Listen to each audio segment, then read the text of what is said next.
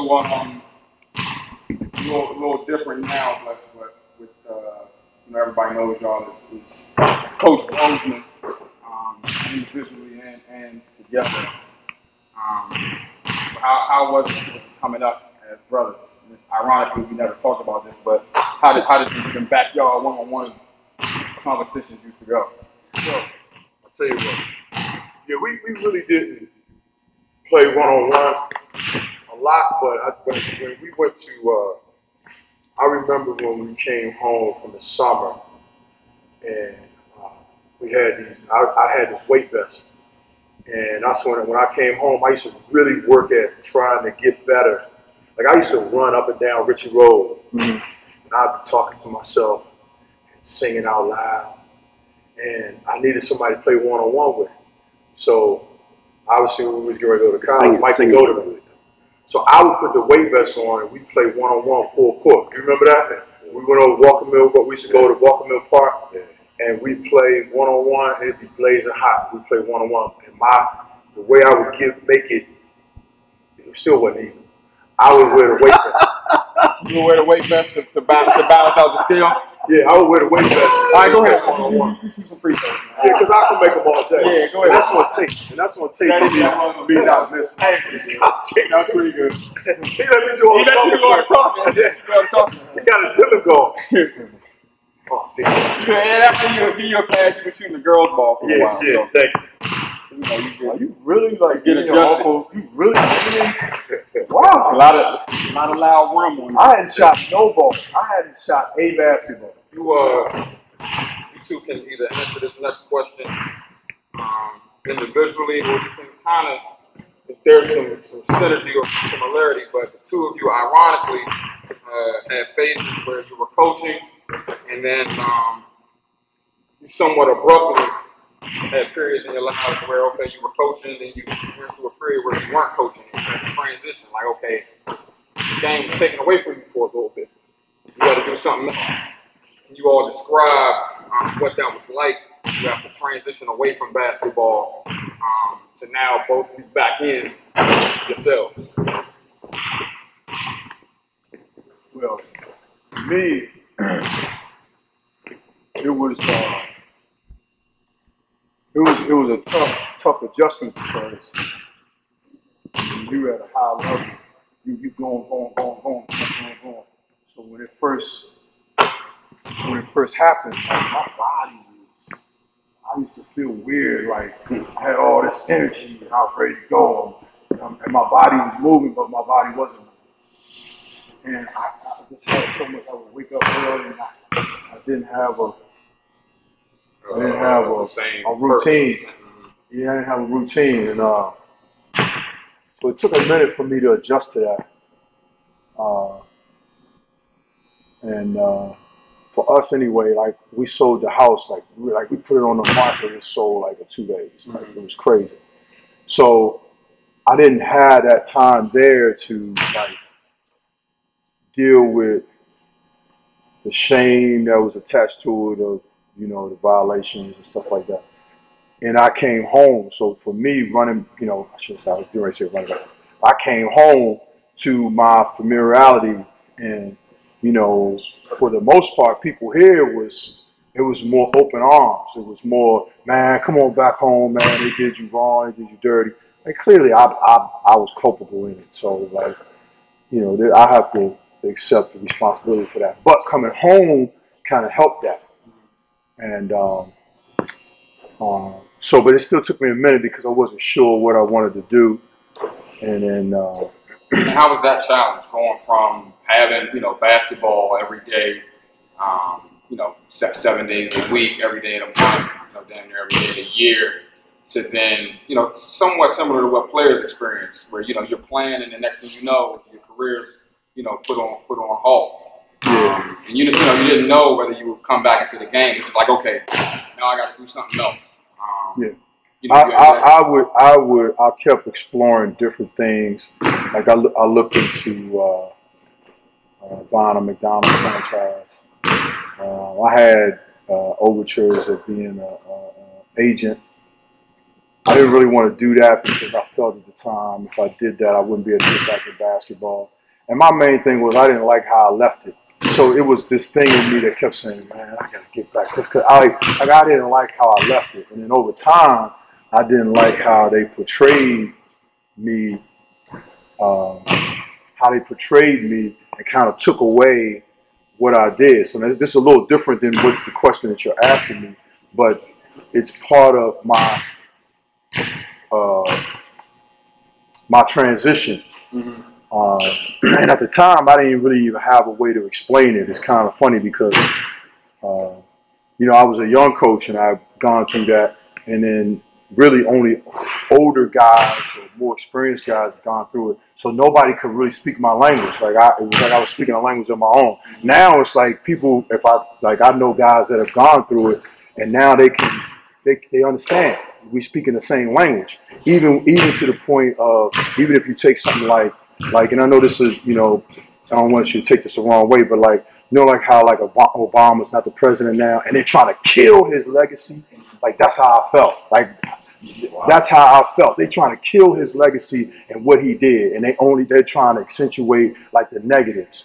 And like there was a lot of positives in what we accomplished at Cal, but at the time people were taking it and misinterpreting it, and I didn't have the platform to defend myself anymore.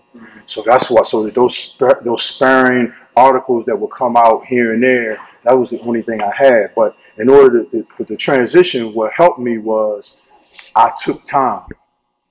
Oftentimes we're not afforded that opportunity. I took time to kind of get myself going and think about what I wanted to do. You know, I remember something that John Thompson used to always say, and it stuck with me. He said that, you know, we should be allowed to fail. You know, black folks should be allowed to fail, and I leaned on that. I made a mistake, but you could come back from it. And I read a lot of stories on coaches that had difficulties but overcame them. John Thompson was one. Dean Smith was one. Mike Krzyzewski went through it. Jim Boeheim went through the NCAA investigation thing that was inserted. Like and those just some guys, but like I read all that, and that gave me courage. And it was much like that transformation when you're a player and you're going, you know what? I'm not going to play in the NBA. So it kind of reminded me of that. And I try to look back at situations that I've survived, and I said, you know what? I'm gonna rely on that. When I transitioned from being a player to then I coached, it was kind of like the same thing. You know what? This is going to be my way, and this is my path. And you know, I read this book when I was in college called The Road Less Traveled, and I read it over periodically. It's all torn up, but I still read it. So Uncle Mike, how about you? How was that, having that transition from coaching to then no longer coaching for a while? You know, that's interesting. That's the first time I've heard that perspective from you, because you know our lives are totally different, and even when you grow up with somebody, you really don't know their story. But anyway, so to me, my thing is different because you know I already had another career. Mm-hmm. I was a police officer, right? And so I had a career after college where I was planning on doing that for at least 20 years before I could retire. So getting injured, and even during that time, I was still like coaching Little League and call myself giving back grassroots wise. So when I got injured on department, then that gave me opportunity to do it on a grander scale. Really never thought about going to college, coaching college basketball. You know, I got my thrill and my taste of that by supporting Todd, following him around. I mean, when he was doing it at Cal, man, I don't know if you could see a bigger cheerleader aside from, of course, his wife and mom and dad than me. I mean, we were following around, driving all the way to Chicago to watch them beat Duke. I kind of ran on the floor now too, though. But anyway, so I had another career. I wasn't thinking about college basketball. So I had that whole police career thing, which was one of my aspirations coming up because of Stan.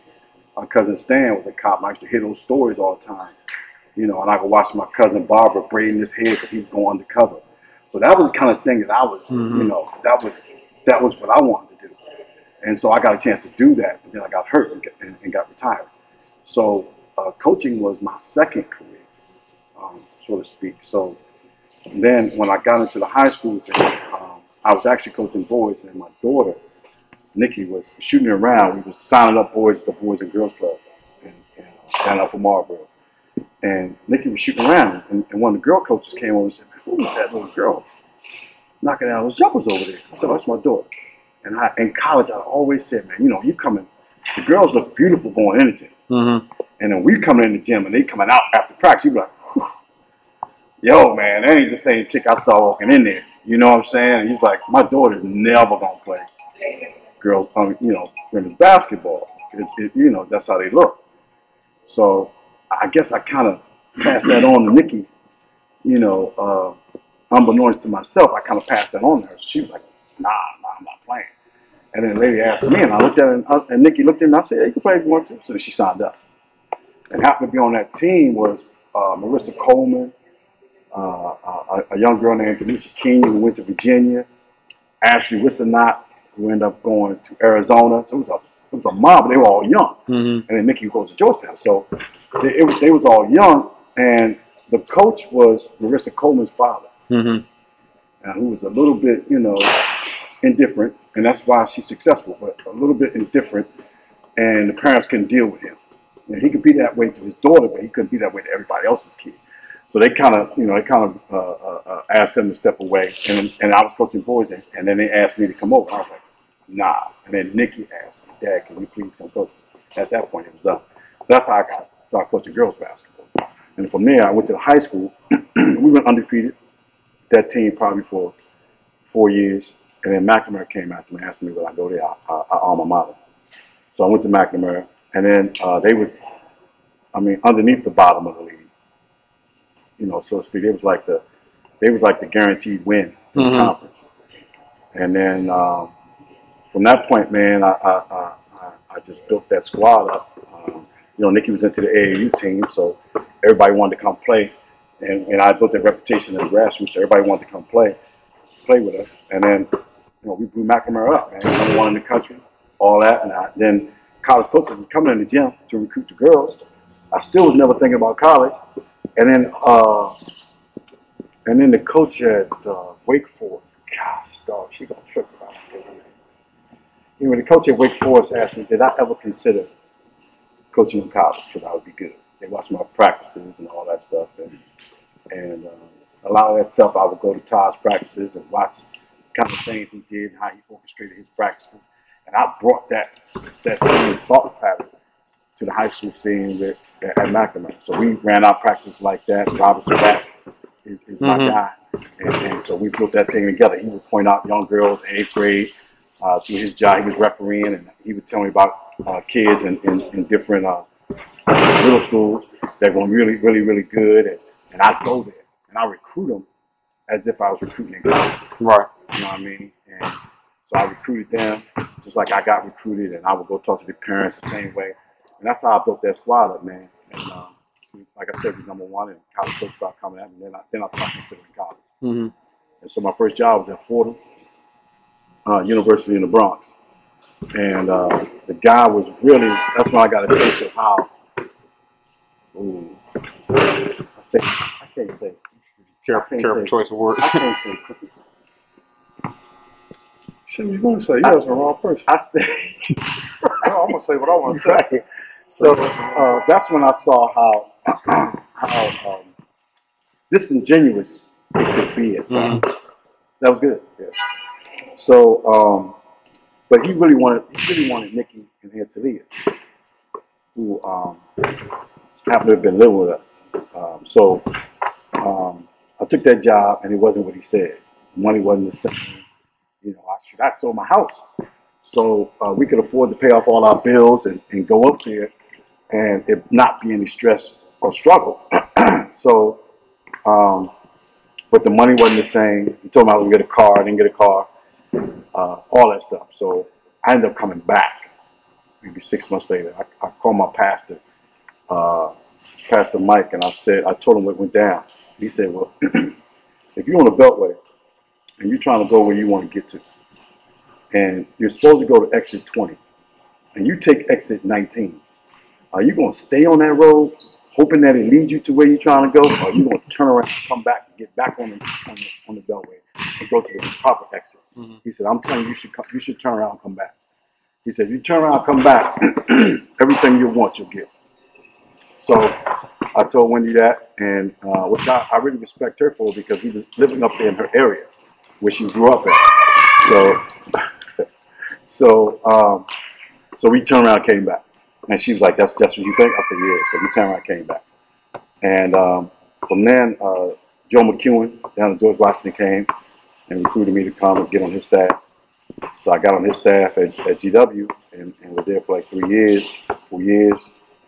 And we went to back-to-back 316s. And when I got there, he told me, man, I need you to help me. It's a different generation of kids. I can't really, I hadn't been, we getting 20 wins, and we hadn't been out of the first round for so many years. I need you to help me with that, man.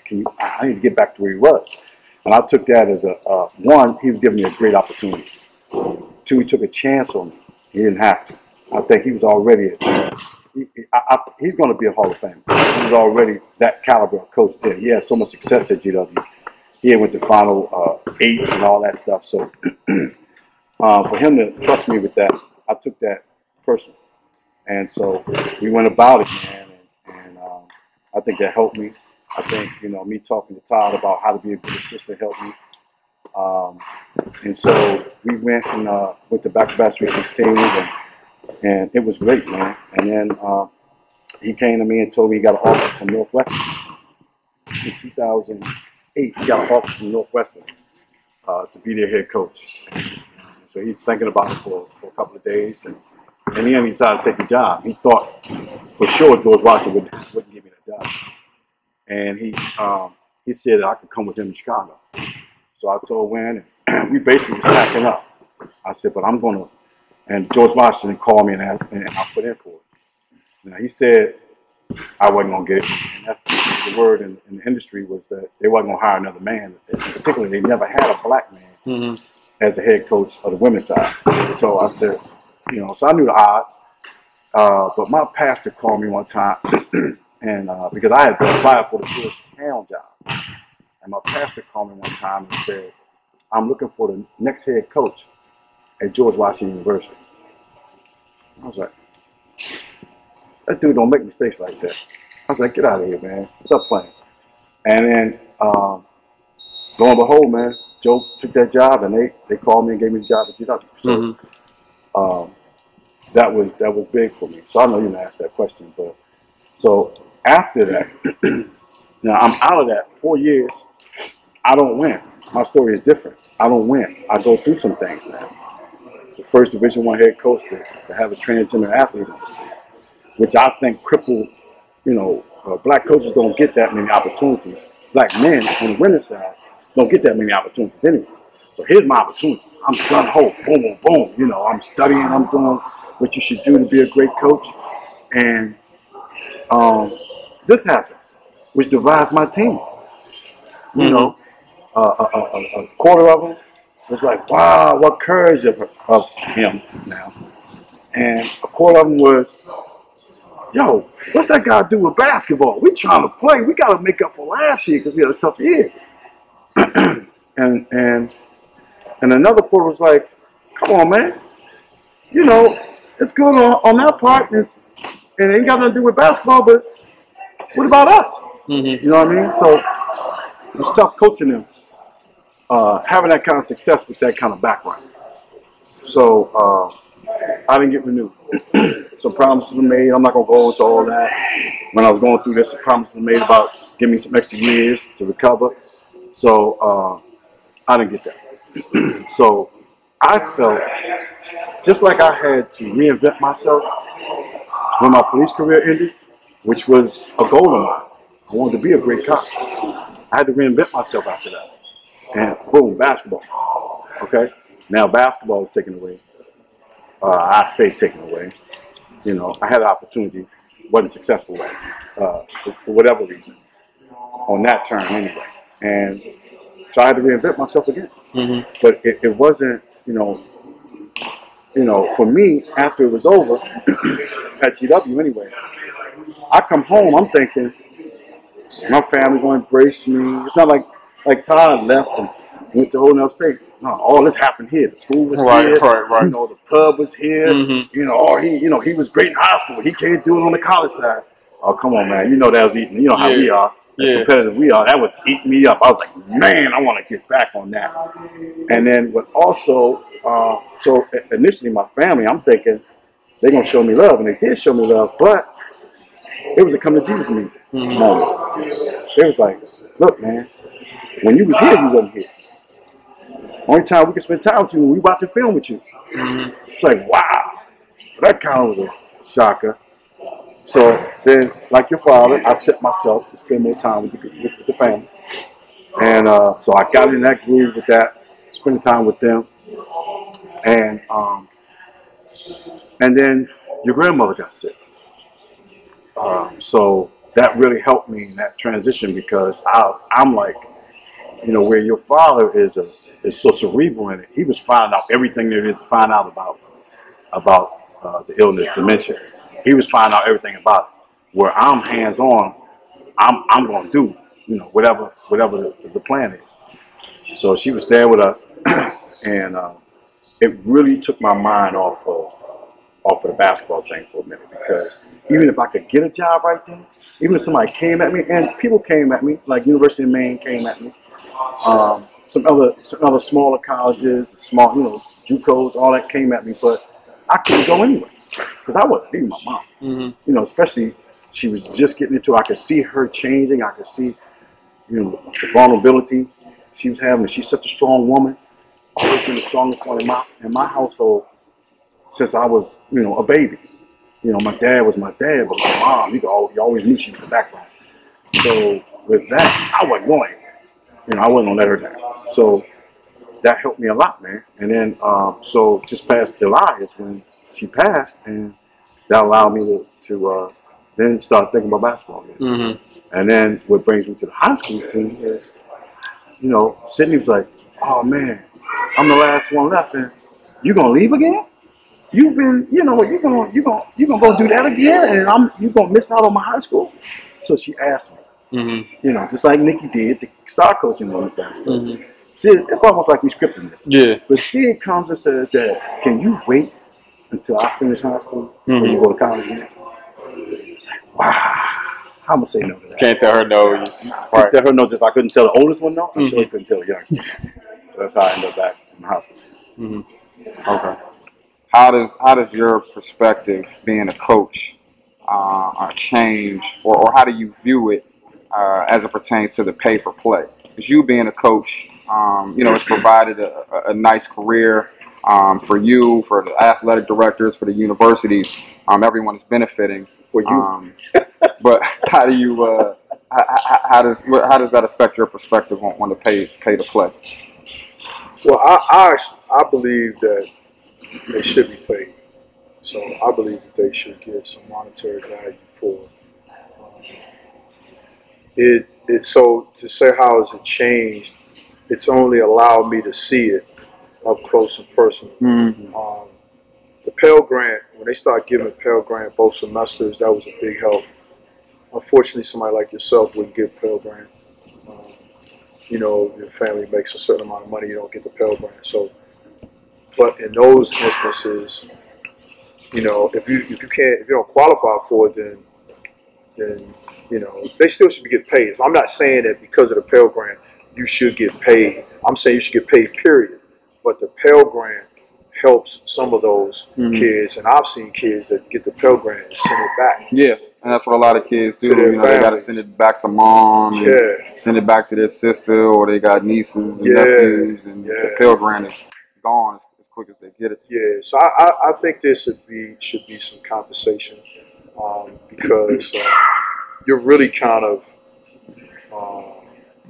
behind the 8 ball in terms of being able to have money to spend, to go out on dates and stuff like that. And I know you're supposed to be focused, but you're still in college, so you need to buy toothpaste, you need to buy soap, or unless you just shower every day in the athletic shower. So I think the players should get paid. I think they're doing more things, like they allow you. When I first got in, they didn't allow you to bring the parents on the trip for official visit. Now they do. So I know that helps, and I know that helps ease the parents' mind sometimes, if you could pay for them to come to visit the school. So I mean, they're doing some things, but clearly it's not enough, because there's a lot of money that's being made, and a lot of people benefiting, like you just said, and the players aren't benefiting. So to answer your question directly, being able to see it up close and personal has allowed me to have an appreciation for them being able to get paid. And the people that's making the decisions, sometimes they are not out there, and they do not make those visits into those homes. And when I was in California, when I was at Cal, coach at Cal, we visited a home. I don't want to put the family out there, but it was down south. And I'm talking about, we were in a trailer, and there were roaches crawling around. I just kept doing the visit, and kept, but they were living tough. And you're sitting there saying, man, this kid goes to school. What's he going to do? Yeah, his school is being paid for, but you got other things. You know, now they have nutrition stations. So like at Morgan, and you didn't even experience this. We have nutrition stations now where the kids, the student athletes, it's just not basketball, but the student athletes, you get meals after the dining hall, in between the dining hall. Thursdays they get smoothies. On Friday nights, Mission Barbecue delivers. You could get chicken, you get different things. So now they're giving them other meals. So that's helping to compensate for not being able to have those funds. So, but if you start doing stuff like that, now you start helping them. But start alleviating it a little bit. Yeah. What my last question? You know, when your name comes up, you know, Coach Todd Bozeman. Of course, people oftentimes they mention Jason Kidd. You know, they mention Sharif Abdur-Rahim, Lamar Murray. I mean, guys that played in the NBA, guys that'll be, you know, Hall of Famers, or guys that were lottery picks. You know, even when I was younger, I remember you working with guys, working out and training, Vince Carter, Tracy McGrady. So these are all, you know, public figures, guys that have made it. What can you tell us about some of the great players that you've coached that most people don't know about? And how come they didn't make it to that big limelight like some of the other players, you know, that I just mentioned have? Well, they didn't make it in the limelight in basketball. You talking about why they didn't make it basketball-wise? Because some of them have careers that are highly successful. You know one of them, Anwar McQueen. Anwar's been very successful. But to answer your question, basically what you're saying is what allows what are some guys to make it? Some of the things that derail some guys, that some up and coming players today can be aware of and avoid. Like how do some of the players go from playing in college and being successful to becoming, you know, a Jason Kidd, or even becoming, you know, NBA players themselves, to some of the guys that you may have coached that were great players but didn't quite make it professionally? Yeah. So, well, first of all, you could be a great high school player and not be a great college player. You could be a great college player and not be a great pro NBA player, but you can be a pro player. Like, I know you coached the all-time leading scorer at Morgan. Some guys that finished, you know, all-time leaders in rebounds, assists, etc. And sometimes, and this might sound cliche, sometimes you just need a break. So sometimes you just need a break. Like somebody like Reggie Holmes, who you're talking about, he just needs a break. But for the most part, the reason why, well, I shouldn't say the reason, but a lot of times guys don't, like I tell guys all the time, and you've heard me say this, like I know what a pro looks like. Not a pro from the standpoint of his skill set. You know, it's not like who can't tell Jason Kidd's gonna be a pro. But it's the inner workings, the level of commitment the I'm going to work out regardless. I believe I'm going to put this time. Like, I love this game. Like, that's a whole nother level. I know you used to hear me say this to you all the time. You say, Dad, I worked out, and I go, oh yeah, but you ain't really work out. Like you guys, like, they got E.T. the hip hop preacher now, right? And I think he's the guy who was like, you gotta want it as bad as you want to breathe. yeah, you gotta want it as bad as you want to breathe. Like that sounds crazy, but that's like I seen it in guys that go, I'm going to do this. Quinn Cook, great example. He wouldn't go overseas. I'm not doing that. Right. I'm going to make it this way. I mean, he literally would say that. He wouldn't go, and he making it. Like, right. I mean, it's a different path, but he's making it. So I think that the real desire it's an innate desire in you to succeed, and it's like that in coaches. It's like that in any industry. Take entrepreneurs, the ones that go, I'm going to do this. You know, I liken it to one of the Wayans brothers, the one that what was that show in Living Color, right? And I remember he said he was talking to his dad, and he was at Tuskegee Institute. I think it's Tuskegee, but he was at a school, and he was an engineering major. And he said, you know what? Kenan Wayans. He said, I don't want to do this no more. He said, I want to go to Hollywood. He told his father. His father said, yeah, but don't you think you want to stay there so you can don't you think you want to stay there so you can have something to fall back on? He said, that's the key there. I don't want to have something to fall on. Yeah, I don't want to have something to fall. So when I tell you that, I'm saying that, like, stuff like that, like, that's like, when I hear stuff like that, like, it like really speaks loud to me, because I know that I seen that. And that's, to me, sometimes you ask me, sometimes that's a difference in them guys. Like, they really like this is going to happen, and nothing gets in the way. This is going to happen. It's funny you say that. I hate to interrupt you, but you say that, man. I seen that too. I seen that when you did, when you was at Federal Express, and you was like, and you had a car note, you gave up it all so you could pursue coaching. So it's funny you saying that you seen with that. I've seen it too, Bob. I've seen you do it. Yeah. I mean, you see actors do it. You hear actors' stories about how they lived in their car. Steve Harvey lived in his car. Like, how bad you really want it. Like, because people say they want it bad, like, but they don't really want it. Even when kids get ready to go to school, you ask that question. You know, guys, and you know this, because you know this from you lived it and experienced it. And guys say they want to come to school, and they say they want to work hard. And I always tell guys, you say you want to do it, but understand this is way harder than what you think. And then it's a commitment, and you have to be able to sidestep the parties, the sidestep. Now, there's what catches guys is there's that small percent of guys that can do all of that. That can party, that can come back and then work, and they just got it in them. They just got the motor and that confuses people, because they go, well, he can do it. Why can't I do it? But you ain't built like that. You know what I mean? If you ain't built with that kind of drive, then you gonna get left behind. You know, it's no different than, just think about yourself in school. There's some classes where you had to study, and some classes you didn't even have to study. And you could stay up all night, you ain't studying. And there's that kid that studied his head, that's studying, and he look at you and he go, you're like, man, I was at the party last night.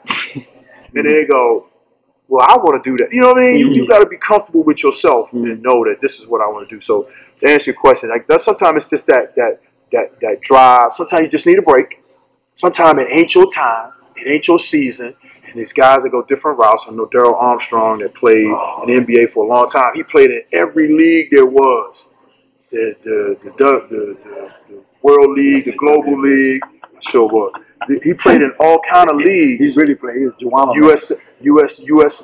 Basketball. Like, he played in all kind of leagues. Sometimes, and that's a guy who he just said, man, I'm going to keep going. I remember when Steven Jackson wasn't in the NBA, and he came, and I remember Mike Brown brought him to my house to work him out.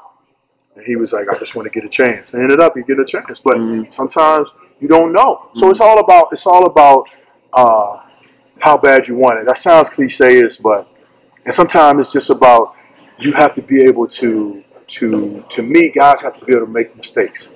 You know, I would say that when guys go to school, sometimes you have to be able to grow and make mistakes. And sometimes guys handle it better than others. I think we're good.